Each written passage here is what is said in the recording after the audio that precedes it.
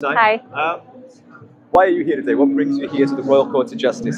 So I'm here to protest the persecution of Julian Assange. I think we need as many people out here to make enough noise for the state to see that, Julian Assange should not be persecuted. He should be free. We're hoping that, with as many people out here, the state will see that there's a lot of interest in this case, and we know why that is the case, because I think his persecution is a way to intimidate journalists into not reporting about the crimes of the government, be they war crimes or corruption. And of course, it's not just the British state or the American state as is often perceived. It's also, governments that are enemy states to this, such as Russia, Iran, etc. And what is your feeling, having heard the reports there halfway through the day when we heard Kristen talking about what was happening in the courtroom and everything? Does that give you much confidence about whether this has been taken seriously and gives us confidence for a good outcome tomorrow? I mean, I've heard that. I've heard actually within the courtroom people can hear okay, but for the journalists, some of them that have been inside in I think it's the annex room or the other room, they could barely hear. And this has happened previously as well. I think this time around they've let more people into the court, which is good, but overall, I mean, there's been a lot of issues, such as they made this new rule recently where only people from England and Wales can have access. So, for instance, one journalist in the US, Kevin Gustola, who has done excellent work covering the case, he's wrote a book on the story of Julian Assange, and he was denied access, which is awful. Bizarre, I mean, it's just that should not be allowed. This is of public interest. So why are they being arbitrary like that, where they're deciding who can get in and who can report on it? Do you have a feeling on which way it's going to go tomorrow, what the outcome's going to be?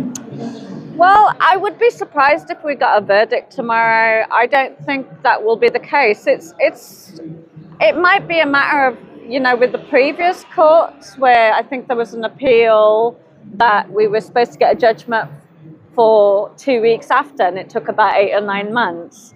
So I think we might have something like that occur again, because I would be very surprised that if extradition happened during an election year in the US, I wouldn't expect that. But so that this is going to drag on for an unknown amount of time yet before we even know what the next step could be. Absolutely. I mean, one other thing is we learned from the Stratfor emails that they wanted to move Julian around courts for 25 years as the punishment. What's known as the process is exactly, and that would be his punishment. So that could very likely happen. It is supposed to move to the European Court of Human Rights, but it seems as though the US wants to bypass that this time around. I think that violates many laws, but the whole case also does. Mm-hmm. So if that's going to be the state of play, then which I agree with you, I think is most likely the outcome. It's just going to drag on and on and on, and just basically try and break the man down as much as they can, and that the process, the punishment. Absolutely, yeah. So then, where does that leave us? What can we do? I mean, we still have to keep making as much noise about this, putting pressure onto the system to say no to this.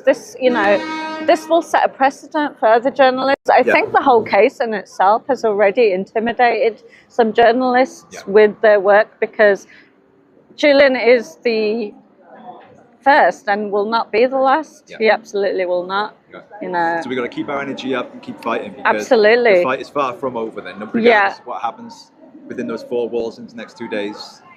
Absolutely. I mean, after these court dates, we still have to raise awareness Right. as much as we can until Julian is free. He should be free. He should be, you know, he commit no crime. He was a publisher. He published documents. He didn't write those. The government wrote those, you know.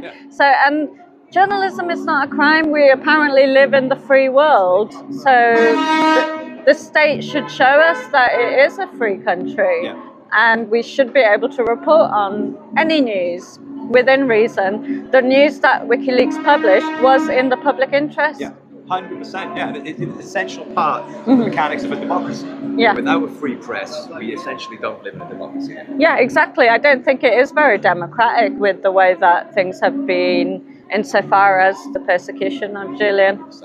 Well, Naila, thank you so much for being Thank you. Okay.